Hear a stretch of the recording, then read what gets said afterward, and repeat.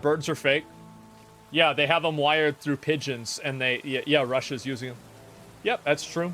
Yeah, so there is an actual sex cult, absolutely, 100%. Yep, same journalist who said it's fake.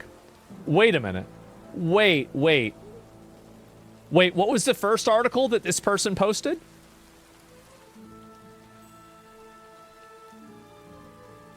Wait, yeah, I want to see this. And this was on January. So they